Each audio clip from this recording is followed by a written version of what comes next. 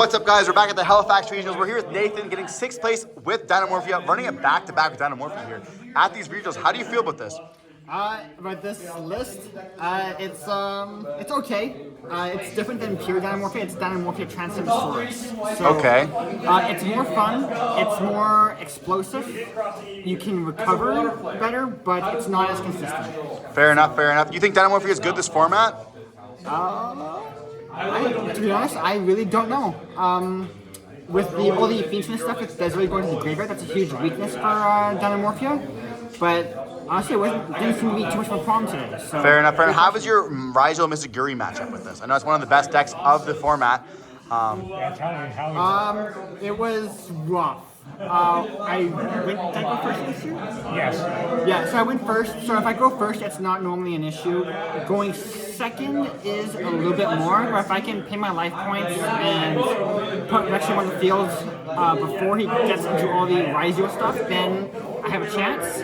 But it can be hard to decrease your life points fast enough before they start doing all that stuff. Fair enough, fair enough. Well, any shouts you want to give before we dive on in? Yeah, shout out to David Doe for practicing with me. Shout out to our locals here at Circus Sports Cars, and shout out to the channel Team Solemn Circus. Well, let's dive on in. Congratulations once again for topping, and yeah, let's just... Alright, here we go. So, triple Theresia, that doesn't change. Sets up from deck. Double Diplos, I opened this so much today. I was getting a little bit tilted near the end of the day because I saw this probably 3 times more than I saw Thesia. And in my last match against you, I opened up this and triple Faucet. That's just so rough, yeah. Yeah, very rough. So I don't think I'm ever going to put it in the third. So this is pure Dinomorphia, that's where the monster would end, but I'm playing a small package of 1-ups. And then triple Faucet Dig. So what's the advantageous part of this?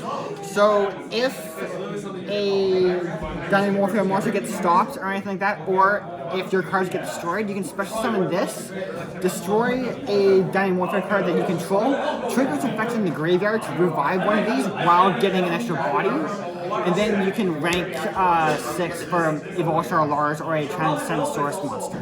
Okay. And then and it's usually follow-up too. Like usually you would start off with these, and then on a follow-up turn you would go over Raptors, search Miscellaneousaurus, ditch the Miscellaneousaurus, and then banish it from the graveyard to summon this guy, and then you've got full combo going. So you can either strength the game or put up an infinite amount of negates, which is, or not infinite, but a lot.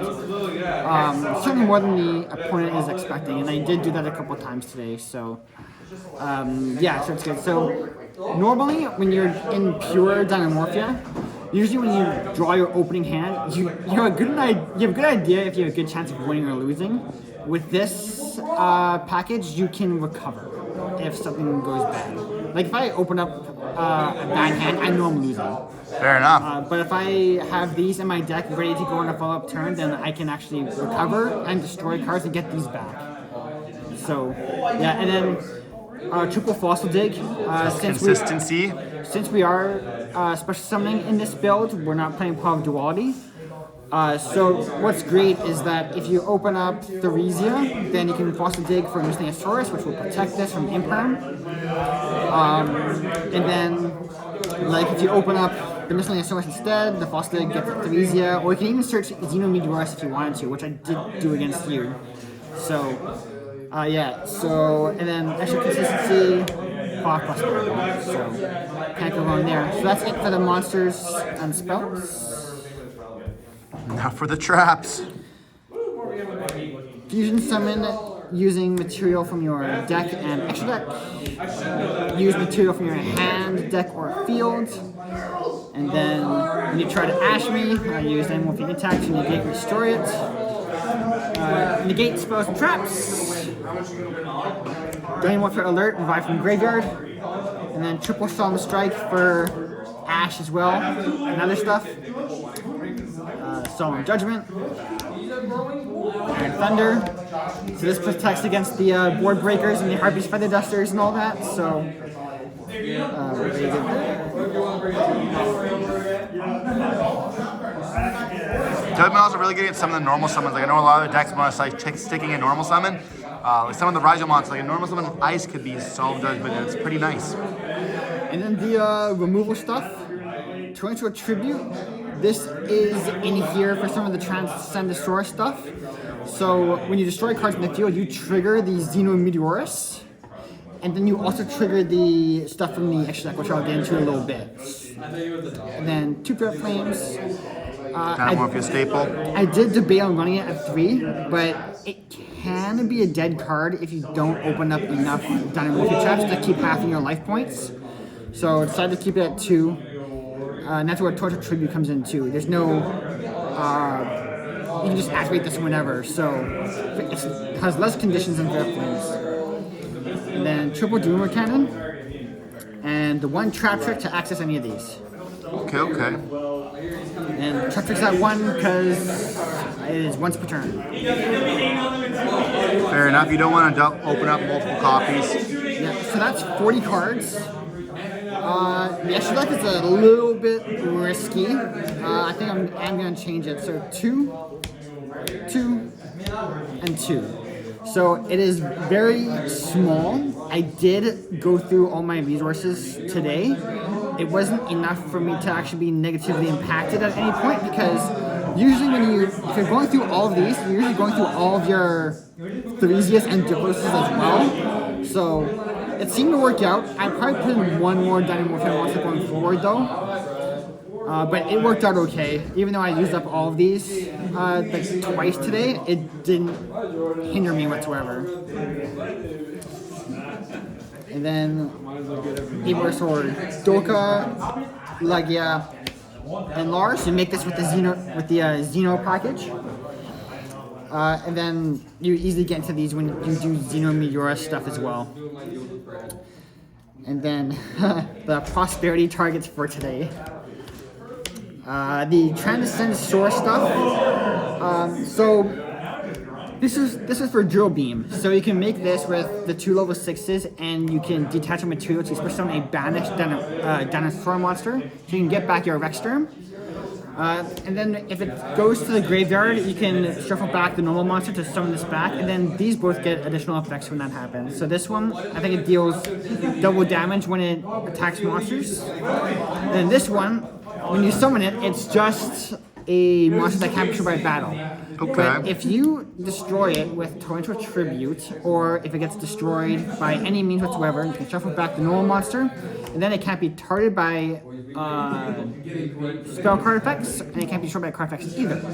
So it becomes this gigantic towers, and that effect applies to anything that's revived from the graveyard. So if I have a Dinomorphia alert as well, and revive this from the graveyard with Rexterm cannot be targeted with card effects, and it can't be destroyed by card effects either. That's pretty good. So these are very niche, but they do come up. And then one Typhon. And then the Shenying is for when the Xenometeorus gets ashed for whatever reason. So then that leaves you with a level 6 and level 4, so you can go into the Shenying. And the good thing about Shenying is that if it's on the field and you have Kentrigina to copy a Dinomorphia trap, you banish that trap and it triggers the Shenying. So you banish card on the field in the graveyard. Pretty nice, especially this format's really good. Yep, and then BLS and SP. Okay. Side deck needs some work, but we'll get into what I have. Side decks are definitely something that is more reliant on the area you want to be playing in. Whatever you think you're going to be facing, you want to put your side deck to that. So 3 Dual Lockbird. And I guess one thing to mention is another reason why I play Dinomorphia is that it does not get hit by any of the hand traps in this format. Everyone's playing Molcharmies, everyone's playing Droll, everyone's playing Nib. That was a big problem when I was playing it, so I was like trying to figure out what the side, and a lot of players are not playing like not talents, but like droplets. Droplets is also a good out, but like Lightning Storm and Duster and stuff like that. Yeah, and like I had a sneak peek at some people's side decks today when they were just chatting with each other, and I was chatting with them too. They had like 9 Molcharmies in their side decks, so like I felt pretty confident. This was for anything rogue. That's just you. that is me. Yeah. And then these, I went up against a Trap Tricks player today, so I prospered into this. That was good. And then Lancia, Chaos Hunter, defeated Malice. I 2-0'd Malice today, so that was good. So we don't see XYZ Encore doesn't really come up in your deck because of the fact that you are playing trap cards. Like when you do get like Dusted or whatever, Featherstorm on your turn, you can just set your cards. But is there anything you missed in the side deck? Like anything you like did not prepare for?